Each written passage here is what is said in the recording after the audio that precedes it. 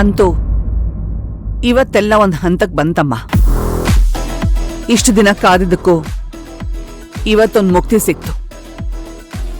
ಹಾಗೆ ನಿನಗ್ ಕೂಡ ತುಂಬಾ ಥ್ಯಾಂಕ್ಸ್. ನಿನ್ ಕೋಪ ಇವತ್ತು ತುಂಬಾ ಸಹಾಯ ಮಾಡ್ತು. ಬರೀ ಕೋಪ ಅಲ್ಲ, ನೀ ಸುಮ್ನಿದ್ದಿದ್ರೆ ಸೆಕ್ಯೂರಿಟಿನ ಕರೆದು ಅವ್ರನ್ನ ಒದ್ದು ಆಚೆ ಹಾಕಿಸ್ತಾ ಇದ್ದೆ. ಅಮ್ಮ ಅಮ್ಮ, ಈ ಕೆಲ್ಸನ ಮುಂಚೆನೆ ನಿನಗೆ ಒಪ್ಸಿದಿದ್ರೆ ಚೆನ್ನಾಗಿರ್ತಿತ್ತು ಅಂತ ಈಗ ಅನಿಸ್ತಾ ಇದೆ. ಇವ್ರಿಗೆಲ್ಲ 4 ಕೊಡ್ಬೇಕು, ಇಲ್ಲ ಮರ್ಯಾದೆ ತೆಗಿಬೇಕು. ಈ ಮಂತ್ರನೇ ಸರಿ ಅಂತ ಅವ್ರಿಗೆ. ಶ್ರೀಮಂತರು ಅಂದ್ ಮಾತ್ರಕ್ಕೆ ನಾವ್ ಎಲ್ಲಾದನ್ನು ಸಹಿಸ್ಕೋಬೇಕು ಅಂತಿಲ್ವಲ್ಲ. ನಮ್ಗೂ ಆಸೆ ಆಕಾಂಕ್ಷೆ ಅಂತಿರುತ್ತೆ. ನಾವ್ ಯಾಕೆ ಹೆದರ್ಕೋಬೇಕು? ಹೆದರ್ಕೊಳ್ಳೋದು ಅಂತ ಅಲ್ಲಮ್ಮ, ಹೆದರ್ಕೊಳ್ಳೋ ತರ ನಾಟಕ ಆಡಿದ್ರೆ ಸಾಕು, ಅವ್ರಿಗೂ ಸ್ವಲ್ಪ ಖುಷಿ ಆಗತ್ತೆ ಅಷ್ಟೇ. ಇವತ್ ನಾ ಬೀಸಿರೋ ಮಾತಿನ ಚಾಟಿಗೆ ಆ ಮೇಷ್ರು ಸುಧಾರಿಸ್ಕೊಳಕ್ಕೆ ಸುಮಾರು ದಿನ ಬೇಕು. ಸ್ವಾಭಿಮಾನ ಇರೋ ಗಂಡ್ಸಾದ್ರೆ ಅವನಿನ್ ಯಾವತ್ತೂ ಈ ಕಡೆ ತಲೆ ಹಾಕಲ್ಲ. ಹಾಕ್ತಾರೆ. ಯಾಕೆ ಹೇಳು? ಹೆಣ್ಣು ಹೆತ್ತವ್ರಲ್ವಾ, ಅದಕ್ಕೆ. ಜೊತೆಗೆ ಮಿಡಲ್ ಕ್ಲಾಸ್ ಮೆಂಟಾಲಿಟಿ ಬೇರೆ. ಅವ್ರವ್ರ ಲಾಭಕ್ಕೆ ಎಂತ ಅವಮಾನ ಬೇಕಾದ್ರೂ ಸಹಿಸ್ಕೋತಾರೆ. ಇನ್ನವ್ರ ಮೇಲೆ ಹೇಳೋದಕ್ಕೆ ಒಂದೇ ಒಂದು ಸಣ್ಣ ಅವಕಾಶನೂ ನಾನು ಕೊಡಲ್ಲಮ್ಮ. ಇಡೀ ಕುಟುಂಬ ಈಗಾಗಿರೋ ಅವಮಾನಕ್ಕೆ ನರಳಿ ನರಳಿ ಸಾಯ್ಬೇಕು. ಏ ವಸುಂಧರಾ, ಒಂದ್ ವೇಳೆ ಅಥರ್ವ ನಾ ಏನಾದ್ರೂ ಆ ಹುಡುಗಿನೇ ಮದ್ವೆ ಆಗ್ತೀನಿ ಅಂದ್ಬಿಟ್ರೆ ಅದ್ ಹೇಗಮ್ಮ ಸಾಧ್ಯ? ಈಗ ಅಥರ್ವ ನಮ್ಮ ಹತ್ರ ಬಂದು ಮೊದ್ಲು ಹೇಳಿದ್ದೇನು, ಅಮ್ಮ ಅವರು ಮಿಡಲ್ ಕ್ಲಾಸ್ ಆದ್ರೂ ತುಂಬಾ ಸುಸಂಸ್ಕೃತರು ಅಂತ. ಈಗದೆಲ್ಲ ಎಲ್ಲಿದೆ? ಬೀದಿಲಿ ಹರಾಜಾಗಿದೆಯಲ್ಲ. ಈಗ ಅವನು ಒಪ್ಕೋಬೇಕು, ಅವರಪ್ಪನೂ ಒಪ್ಕೋಬೇಕು. ಕರೆಕ್ಟ್ ಆಗಿ ಹೇಳ್ದೆ ಕಣೆ. ಇದೇ ಒಳ್ಳೆ ಟೈಮು. ಬೇಗ ಈಶಾನಿ ಕೊರಳಿಗೆ ತಾಳಿ ಕಟ್ಟಿಸ್ಬಿಡು. ಭಯ ಪಡ್ಬೇಡಮ್ಮ, ಇನ್ಯಾರು ಏನು ಮಾಡಕ್ಕಾಗಲ್ಲ.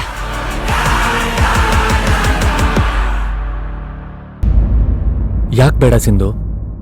ಯಾರ್ದೋ ಮೇಲಿನ ಕೋಪ ಇನ್ಯಾರ ಮೇಲೂ ತೀರ್ಸ್ಕೋಬಾರ್ದು. ಈಗ ಅದಕ್ಕೆ ಸಮಯನೂ ಅಲ್ಲ. ನನಗೆ ನಿಮ್ಮ ಅನುಕಂಪದ ಸಹಾಯ ಬೇಡ. ನಿಮ್ಮಮ್ಮ ಎಷ್ಟೆಲ್ಲ ಮಾತಾಡಿದ್ರು, ಹೇಗೆಲ್ಲ ಮಾತಾಡಿದ್ರು ಅಂತ ನಿಮಗ್ ಗೊತ್ತಿರ್ಬೇಕಲ್ಲ. ಸಿಂಧು ಪ್ಲೀಸ್.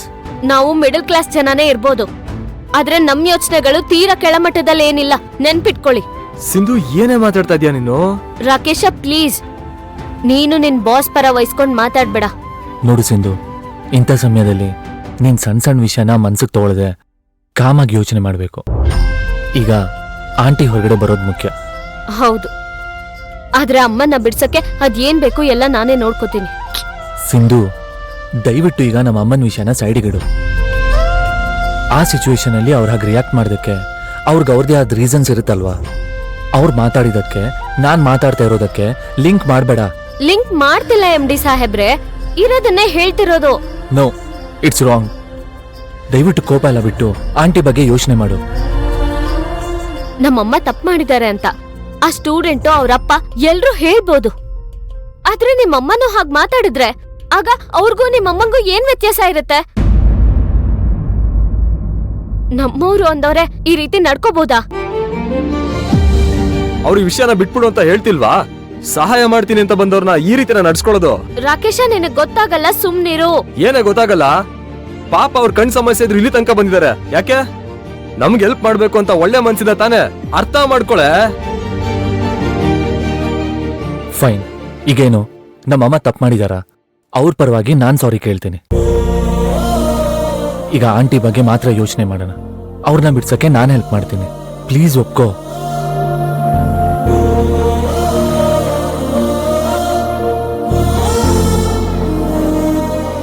ಸರಿ, ಆಯ್ತು. ಥ್ಯಾಂಕ್ಸ್. ಈಗ ಮೊದಲು ಏನೇನಾಯ್ತು ಅಂತ ಕ್ಲಿಯರ್ ಆಗಿ ಹೇಳು. ಈ ಘಟನೆ ನಡೆಯಕ್ಕೂ ಒಂದಿನ ಮುಂಚೆ ಒಬ್ಬ ಶೇರ್ ಏಜೆಂಟ್ ಬಂದು ನಿಮ್ ಹಣ ಡಬಲ್ ಆಗಿದೆ ಅಂತ ಹೇಳಿ 4 ಲಕ್ಷ ಕ್ಯಾಶ್ ಅನ್ನ ಒಂದ್ ಹ್ಯಾಂಡ್ ಬ್ಯಾಗ್ ಅಲ್ಲಿ ಕೊಟ್ಟ. ನಾನಾಗ್ಲೇ ಹೇಳ್ದೆ ಕ್ಯಾಶ್ ಬೇಡ, ಅಕೌಂಟಿಗೆ ಹಾಕಿ ಅಂತ. ಆದ್ರೂ ಅವ್ನ್ ಏನೇನೋ ಹೇಳಿ ನಮ್ಮನ್ ಯಾಮಾರಿಸ್ದ. ಆಮೇಲೆ ಕ್ವಶನ್ ಪೇಪರ್ ವಿಷಯ ಗೊತ್ತಾಯ್ತು ಸರ್. ಪೊಲೀಸ್ ಬಂದ್ರು, ಹುಡುಕಿದ್ರು, ದುಡ್ಡಿರೋ ಹ್ಯಾಂಡ್ ಬ್ಯಾಗ್ ಸಿಕ್ತು. ಏನು ಎತ್ತ ಅಂತ ವಿಚಾರಿಸ್ದೆ, ಆಂಟಿನ ಅರೆಸ್ಟ್ ಮಾಡ್ಕೊಂಡು ಹೋದ್ರು ಸರ್. ಸ್ಟೇಷನ್ಗೆ ಬಂದಿದ್ದ ಸ್ಟೂಡೆಂಟ್ ಮತ್ತು ಅವ್ರ ತಂದೆ ಅಮ್ಮನೇ ದುಡ್ಡು ತಗೊಂಡು ಕ್ವೆಶ್ಚನ್ ಪೇಪರ್ ಲೀಕ್ ಮಾಡಿದ್ದಾರೆ ಅಂತ ಸುಳ್ಳು ಸಾಕ್ಷಿ ಹೇಳಿದ್ರು. ಅಲ್ಲಿ 4 ಲಕ್ಷ ಇದೆ ಅಂತ ಸ್ಟೂಡೆಂಟ್ ಅವರಪ್ಪ ಹೇಳಿಕೆನೂ ಕೊಟ್ಟಿದ್ದಾರೆ. ನಮ್ಮ ಮನೇಲಿ ಇದ್ದಿದ್ದ ಏಜೆಂಟ್ ಕೊಟ್ಟಿದ್ದ ದುಡ್ಡು, ಅವರಪ್ಪ ಕೊಟ್ಟಿದ್ದ ದುಡ್ಡು ಎಲ್ಲ ಮ್ಯಾಚ್ ಆಯ್ತು. ಈಗ ಏಜೆಂಟ್ ನಾಪತ್ತೆ ಆಗಿದ್ದಾನೆ. ಅಂದ್ರೆ ನಿಮ್ ಮನೆಗ್ ಬಂದಿದ್ದ ಏಜೆಂಟ್, ಸ್ಟೂಡೆಂಟ್ ಮತ್ತೆ ಅವರಪ್ಪ ಇವರೆಲ್ಲ ಸೇರ್ಕೊಂಡು ಏನೋ ಪ್ಲಾನ್ ಮಾಡಿದ್ದಾರೆ ಅಂತ ಆಯ್ತು. ಹೌದು ಸರ್, ಇವರೆಲ್ಲರಿಗೂ ಲಿಂಕ್ ಇದೆ. ಮೇನ್ ಆಗಿ ಆ ಹ್ಯಾಂಡ್ ಬ್ಯಾಗ್ ಅಲ್ಲಿ ತಂದ್ಕೊಟ್ಟಿರೋ ದುಡ್ಡೇ ಇದಕ್ಕೆ ಮುಖ್ಯವಾದ ಸಾಕ್ಷಿ. ಈಗ ಆ ಹ್ಯಾಂಡ್ ಬ್ಯಾಗು, ದುಡ್ಡು ಎಲ್ಲನೂ ಪೊಲೀಸ್ ಕಸ್ಟಡಿಗೆ ತಗೊಂಡಿದ್ದಾರೆ. ಏಜೆಂಟು, ಸ್ಟೂಡೆಂಟ್, ಅವರಪ್ಪ, ಹ್ಯಾಂಡ್ ಬ್ಯಾಗ್. ಮೇನ್ ಸಾಕ್ಷಿ ಬಂದು ಹ್ಯಾಂಡ್ ಬ್ಯಾಗ್.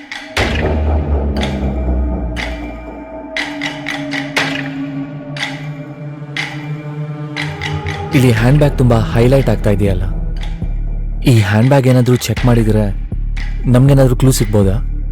ಆ ಹ್ಯಾಂಡ್ ಬ್ಯಾಗ್ ಇಂದ ಏನ್ ಕ್ಲೂ ಸಿಗಕ್ ಸಾಧ್ಯ? ಇಂಥ ಕೇಸಲ್ಲಿ ಸಣ್ಣ ಸಣ್ಣ ಪಾಯಿಂಟ್ಗಳು ಕೂಡ ಇನ್ವೆಸ್ಟಿಗೇಷನ್ಗೆ ಹೆಲ್ಪ್ ಆಗುತ್ತೆ. ಅದ್ಹೇಗೆ? ನೀವು ಹೇಳೋ ಪ್ರಕಾರ ಈ ಕೇಸಲ್ಲಿ ಆ ಬ್ಯಾಗ್ದೇ ಮೇನ್ ರೋಲ್. ಆ ಬ್ಯಾಗ್ ಹಳೇದು, ಹೊಸದು, ಆ ಬ್ಯಾಗಿಗೆ ಏನಾದರೂ ಸ್ಪೆಷಲ್ ಐಡೆಂಟಿಟಿ ಇದ್ರೆ, ಹೊಸದಾಗಿದ್ರೆ, ಅದನ್ನ ಎಲ್ಲಿಂದ ಪರ್ಚೇಸ್ ಮಾಡಿರೋ ಮಾಹಿತಿ ಏನಾದರೂ ಸಿಕ್ಕಿದ್ರೆ ಅದನ್ನ ತಂದುಕೊಟ್ಟು ನಾಪತ್ತೆಯಾಗಿರುವ ವ್ಯಕ್ತಿನ ಹುಡುಕೋಕೆ ಸಹಾಯ ಆಗತ್ತೇನೋ ಅಂತ.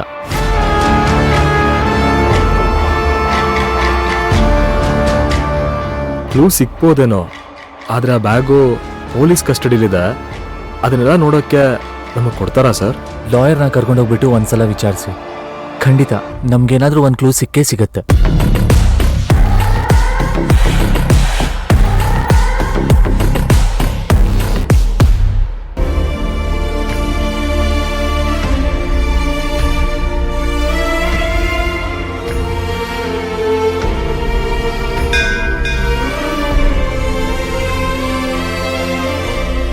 ಅಪ್ಪ ದೇವ್ರೆ, ಇದೆಂತ ಶಿಕ್ಷಣಪ್ಪ!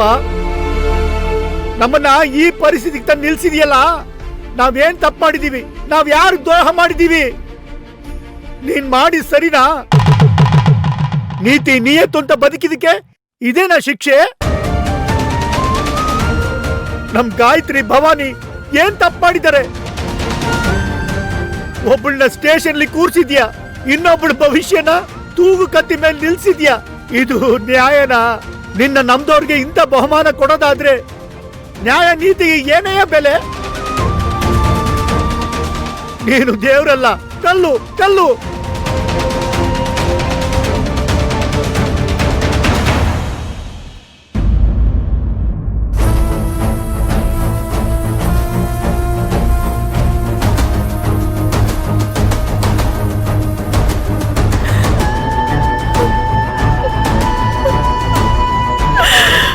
ಅಮ್ಮ, ಅಳ್ಬೇಡ ಅಮ್ಮ.